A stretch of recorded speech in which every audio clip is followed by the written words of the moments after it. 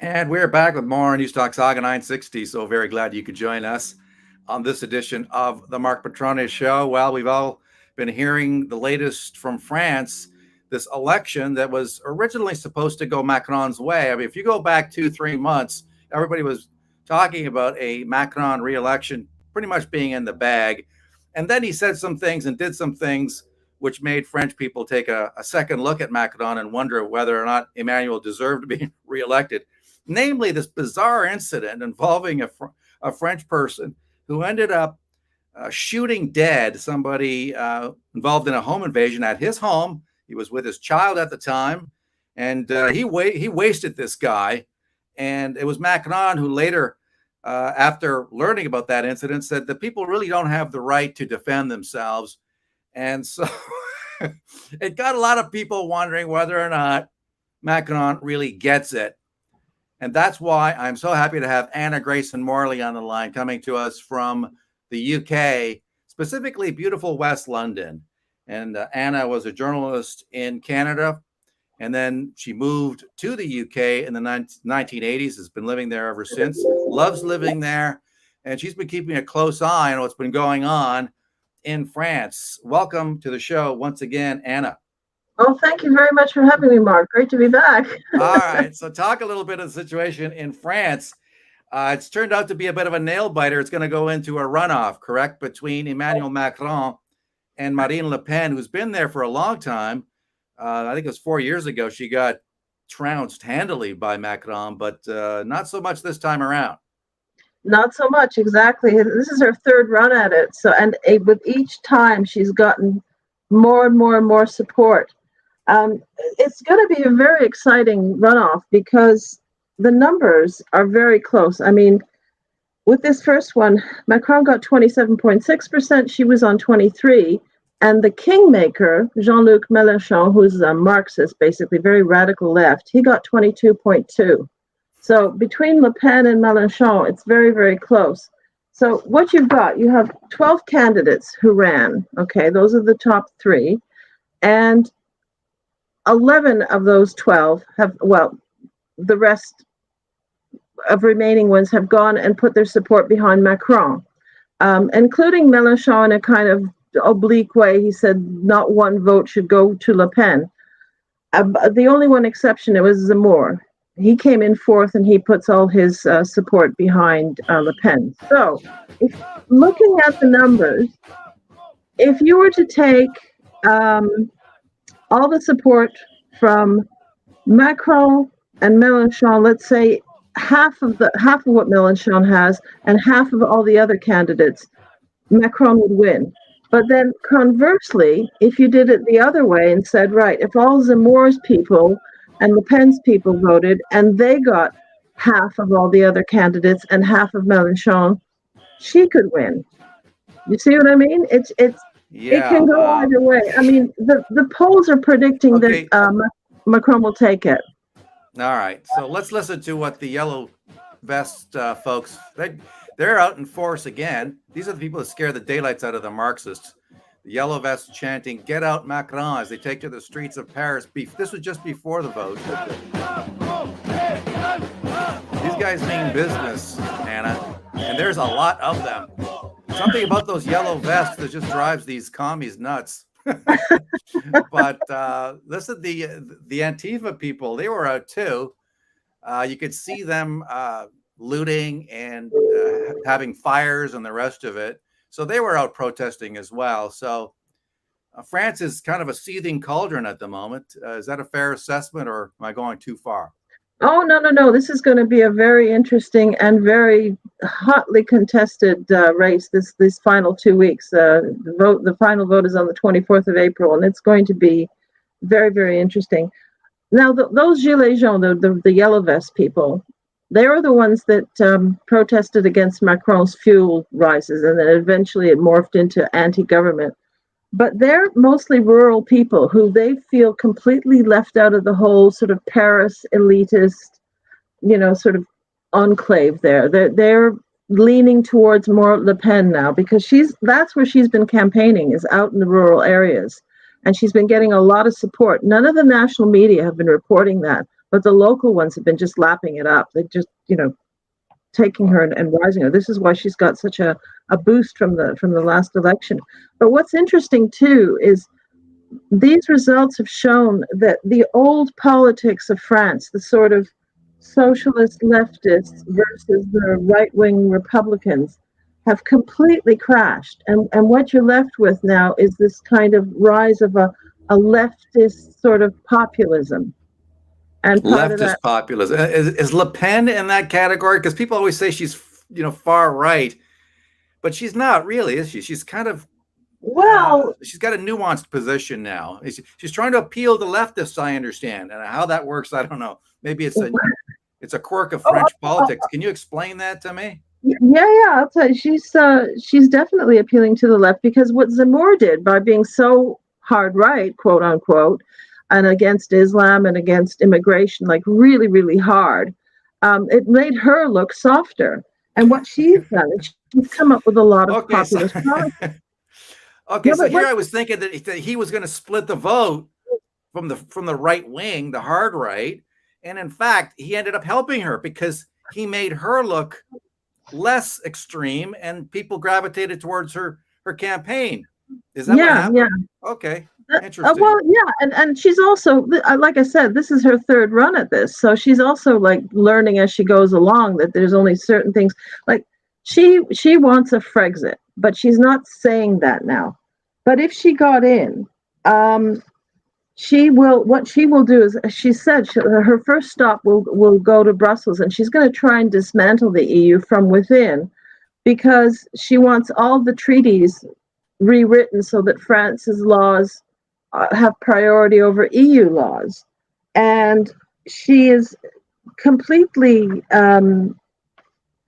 completely leftist in terms of her, bring back wealth tax, retirement age to fall from 62 to 60, this kind of thing. And she's offering under 30, sorry, no income tax. So she's really, really going for it. And the EU are just terrified of it because Cameron tried this whole, way of going through trying to make treaties in UK's favor, and it didn't work. And that led to Brexit. And so the fear is that with her, it's going to be huge. I mean, if in terms of the EU, right? What happened in Hungary, of course, where the populist incumbent got 70% of the vote. I mean, that was enough to drive them nuts. But if France were to all of a sudden get rid of this globalist Macron and elect Marine Le Pen, would that be the end of the EU, do you think? I think it's going to be the start of it. I mean, because you've got a lot of countries. Poland wants, they've voted for their laws to take priority over EU. Viktor Orban from Hungary, like you're saying, he did the same thing. He's and there's this right wing group of politicians gathering in the EU that are really against the sort of things that they're being told to do, like have mandates for vaccines, or certain sexual orientations have to be accepted in schools, that kind of thing, that they're against. They say we'll make our own laws about that, and they really resent the fact that the EU says, well, if you don't do this, we're going to fine you. And we're not talking about a buck or two here, we're talking about millions. So they're very resentful of that. Let's listen to what the riot sounded in the city of Rennes. Don't know if I pronounced that properly, but which started a fire to oppose the results of the first round of the presidential elections. Marine Le Pen came in second place. As I mentioned, only a few points behind Macron. There will be a runoff between the two. People in the streets, walking around, setting fires in some cases, violence, and the left really hates it when they don't get the result they want, don't they? I mean, it's like they just have no patience for people expressing their democratic will when it doesn't go their way. But but to give Macron his due, and believe me, I don't want to do that, but he did predict that it would be closer. At one point, I remember him saying that he could lose. How big a deal was this thing with the incident involving the home invasion, in which one of the attackers ended up shot dead by a person defending his home, and having Macron come up later on and say, well, we don't need people defending themselves.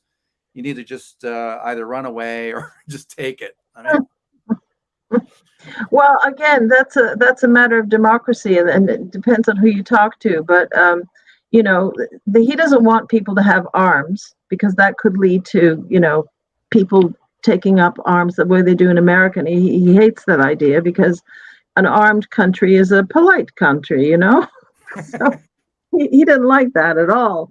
But the thing I think that's worrying everybody on all sides is that France is so very important to the EU. And when you talk about these Antifa riots and things, I wouldn't be surprised at all if that's like George Soros funded or globalist funded, because if you look at France, they threw a lot of money into Hungary and it went nowhere. They no, couldn't rig that one. But they use, my understanding is they use paper ballots in France. A little harder to steal, and you got to have ID. So the French, to their credit, actually have an electoral system which is pretty strict on the way it's conducted, unlike what happened in the United States in 2020. Yeah, and their polls are pretty good too. They're not a million miles off when you look at the polls. Pretty much all of them are pretty much right on. But the thing about why France is so important to the EU is it's a significant military power, the only one really. And it's the only one with nuclear weapons, and it's the only EU country in the UN Security Council. So it's really the bedrock of the EU. And what they're really nervous about is Marine Le Pen, who's very anti-EU, and she's really quite pro-Russia. Like she's quite friendly with Putin, who gave her like nine. Well, we saw that picture of her with shaking hands with Vladimir Putin. Oh, so yeah. Well, he gave her money. He gave her £9 million for her campaigns in 2014, and she wants to. How is that playing in France, though? Isn't that a big deal? Aren't the French saying, "Hey, she's in bed, she's Russia collusion"? Yeah, no, but the 21% of the population are not against Putin. And that kind of reflects her numbers. Okay. So it's and 20 the young people are saying, I mean, one of the polls are saying, a YouGov poll actually, that's a UK one. They're saying 56% will vote for her in a runoff. 56%.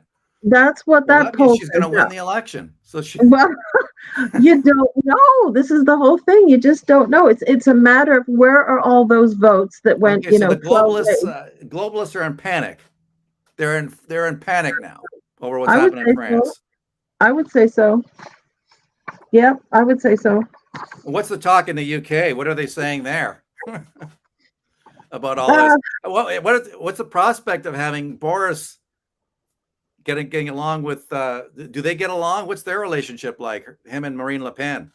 Oh, I have no idea. I haven't seen him in a picture with her, and I don't think he will because he's out trotting around with Zelensky in Kiev. So they gave him a ceramic rooster as a symbol of the resistance, and his poll numbers have gone up as well. So he's doing okay, old Boris, at the moment. If you were to have an election tomorrow, I would predict that Boris would win. 2 years from now, not so much. Okay, so Boris is back. By the sounds of it, Boris is back.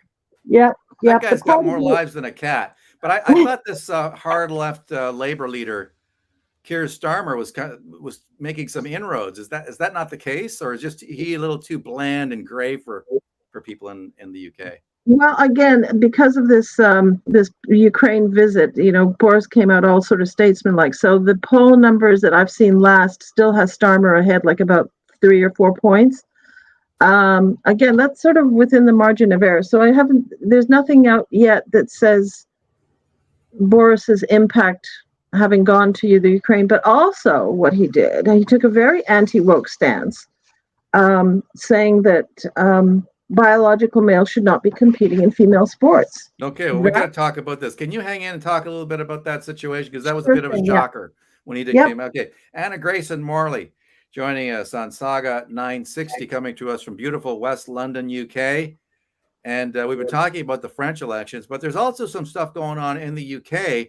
Boris, I you know what? I have trouble figuring this guy out. Sometimes he comes across like sort of a populist, and then other times is like he completely goes in the other camp and sounds like another woke globalist type who's trying to wreck their country. So it's hard for me to put my finger on exactly where, and maybe he likes it that way. Maybe he likes the fact that nobody can really pin him down. But now the latest is he actually came out against the idea of biological males competing in women's athletic events. Talk about That's right. that. Yeah. He's really well. What you had, it depends on who you're. I think it depends on the day how he's getting on with his wife. I think some days because she's very woke, and I Okay. think and she's sort of affiliated a little bit with Stonewall, which is one of the pressure groups here. Very tiny minority of people who are putting incredible pressure on all our institutions, government, NHS, whatever, that are really, really having an impact on what you can and cannot say. But he's come out because one of the big things lately has been this Emily Bridges. She's a trans woman. Is that when they go from man to woman, right? Trans woman. Well, you can trans either way, from what I understand. So I don't know. She was a man, now she's a woman, and she can't. She's been told. Well, first of all, she was told by our cycling authority that she could participate in a national event, but then the international cycling organization said, "Well, no, they can't. Trans women cannot compete in those events," and so then our national cycling organization said, "Nope, she can't." So they reinstated that, and this comes after. It's so bizarre here, Mark. You've got the Labour Party. You've got Keir Starmer, who was asked, "Can a woman have a male genitalia?" And he couldn't answer it. I don't think that we can discuss this in a way that's I'm not a helpful. doctor. What are you asking me that question for? Yeah, look at your wife. You should be able to answer that, right? And all his major shadow ministers, like the deputy minister and the shadow chancellor, all of them can't answer this. Like, oh, well, I don't know. It's just one of them just spent her whole time panting on the radio going, oh, well, oh, I don't think I can answer that. It's really, really, but you've got women fighting back. You've got a number of women's groups, including some lesbian groups, who are coming together and say, if you respect my sex, if you want my ex. That's their slogan, which X votes, for the vote. Wait a minute. What's that? If you respect my what? My sex? Respect my sex if you want my ex. X being the tick on the ballot. If you want to get my vote. And it's actually taking off. You got J.K. Rowling going behind it. Well, she took a lot of heat, didn't she? She took a lot of heat. Yeah, I know, but she's backed off. I mean, you've got one Labour person, one opposition person, Rosie Duffield, who's actually backing this as well, and she was accused of being a transphobe because she said women have a cervix. I mean, how? Well, you can say biological women have a cervix. I mean, can't you? I mean, I don't know. Let me ask you something. Why do biological women compete in events where they know they're going to lose against a trans athlete? I never understood that, because to me, by competing and getting beat, you're legitimizing the event, which is clearly a sham. So I always wondered, and I get the fact that female athletes train for years for these events, and they want to participate and they want to compete. But once these events have degenerated into this kind of fraud, for lack of a better word, where you got this trans swimmer, Leah Thomas, kicking butt, so I don't understand why biological women take part in these events, and then later on they complain about it. Well, why'd you get in the pool to begin with? What am I missing here? Is it a case of wanting to appear woke, but then complain about it later? What's going on here? Maybe you could explain it to me. It's fear. It's fear of being canceled, and this is what the women the women that are speaking out, like former Olympians, are speaking out about this, and what they're getting from the current people that are the women that are competing are they're too scared to speak out because they're being afraid of being thrown out of the sport completely. So they go along with all this stuff, out of pressure. That's what I'm hearing. And Okay. when you look at, Leah Thomas, come on, 554th in men's Yeah. swimming, And and now men's, she and then is what first? And yeah. she doesn't want to get rid of her male genitalia. And the people in the locker rooms, the women in the locker rooms, aren't too happy about that. With her swinging around there. So it's really quite awful. And Were you surprised when Boris came out with this, though? no, When Boris I said wasn't. he does not think that biological men should be competing in female sports, did that surprise you? No, because he's a gambler, and this is a gamble for him because Oh, okay. because of what the opposition is saying, the way they're umming and ahhing, and they can't define what a woman is. And now, sort of like the stance is very much, well, if you can't define what a woman is, you're not fit to run the country. And I absolutely agree with that. And even the Equality Act, it makes it very, very clear that it allows sports to be divided into male and female, biologically male and female. And this, it's unfortunate. I feel a great deal of sympathy for somebody who feels they're in the wrong body psychologically. But, at the end of the day, biology is biology. And even this whole idea that you can, suppress testosterone, there's evidence coming out that just doesn't work because the limbs, look at Leah Thomas. Her limbs are long, her legs are long. And Sure. that's going to have its effect. She was way out ahead, 5 seconds or whatever it was ahead. Well, In a sport. that individual is, I believe, 6'4". It depends on who you ask. Now you've got Mhm. NBC, of course, touching up the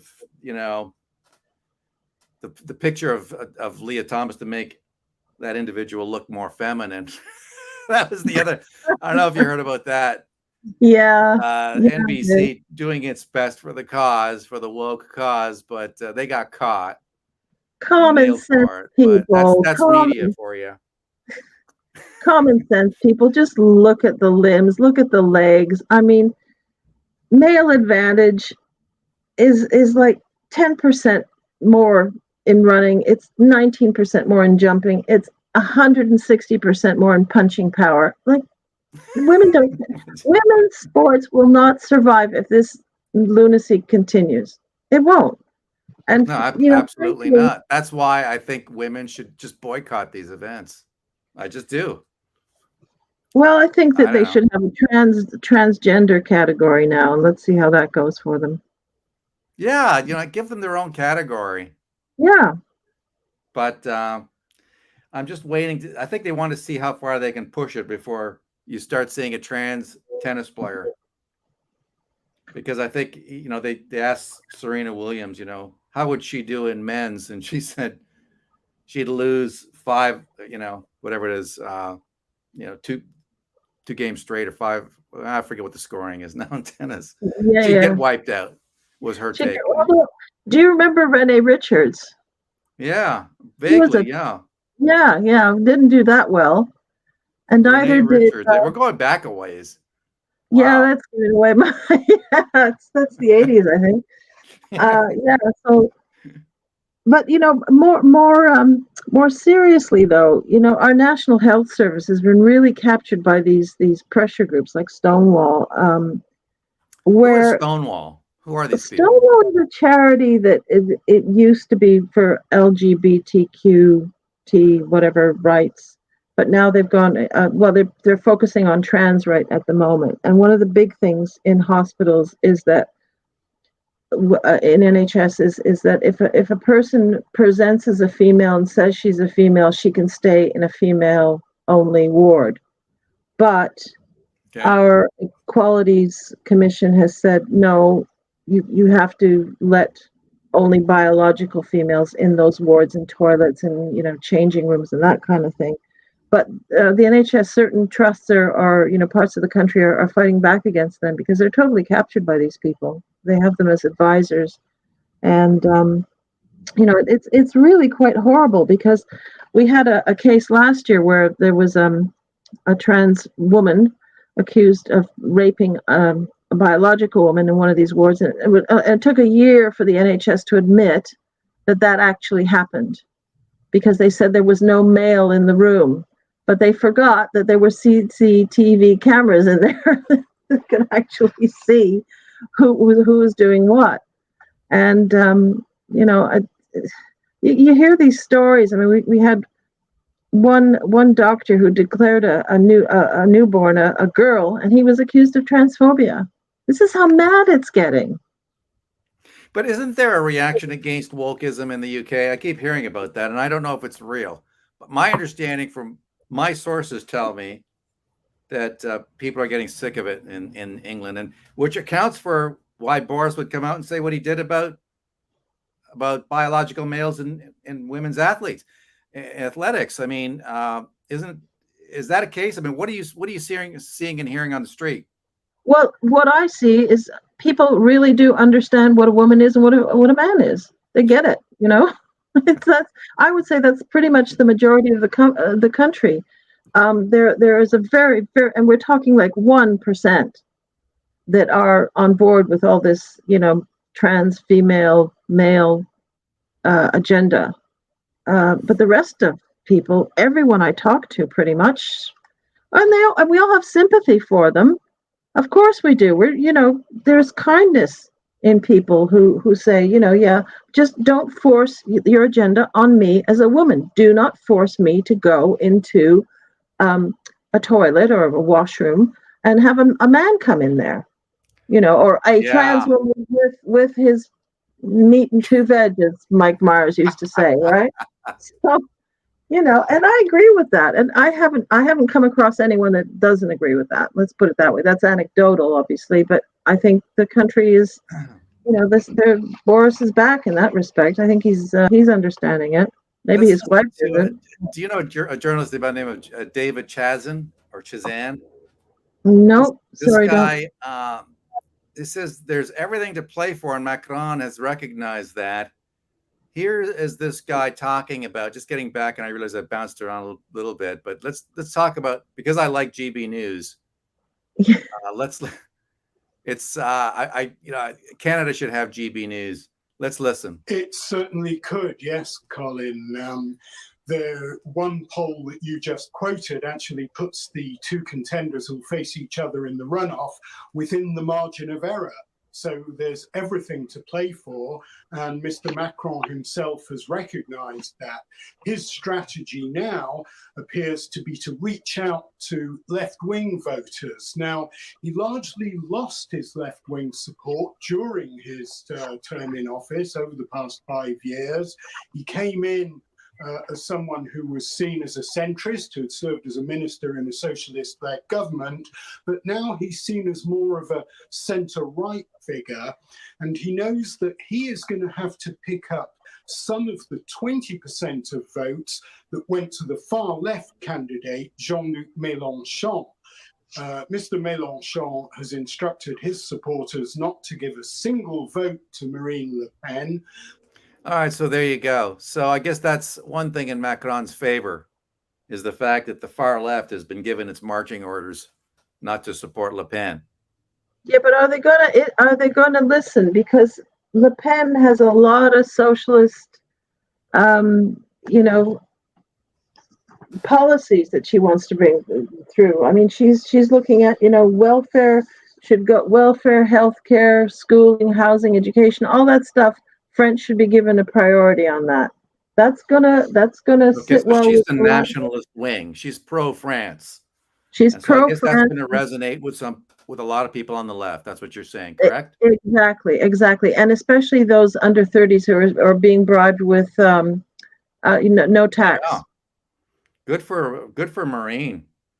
She's playing that card, and she's playing it smart this time. Thank you so much for coming. Do you want any final thoughts on the election or anything else? No, I think I've said it all. It's just going to be very, very We caused interesting. enough Let's put it that damage. way. All right, Anna Grayson-Morley, thank you so much for coming on the show. Really appreciate that. It's been a pleasure to be here, Mark. Thank you. Come back again soon, because once the runoff starts, the voting, I guess we're talking about a couple of weeks now. And so we got to Yeah, get you back. We got to get you back, 24th of right? April. Yeah, Hopefully 24th it'll of April. be President Le Pen. Wouldn't that be something? Is her father still alive? I'm sorry. Wait, did he? I know they were estranged. Yeah. I don't think. Well, you know what? I don't know. I don't know. I don't either. We should know that. Anyway, we'll find out. All right. Thank you so much. Thank you, Anna Mark. Grayson-Morley, coming to us from beautiful West London, UK. And that's it for this edition of the Mark Petrone Show. Appreciate you tuning in. Let's do it again real soon, shall we? Take care. Bye-bye.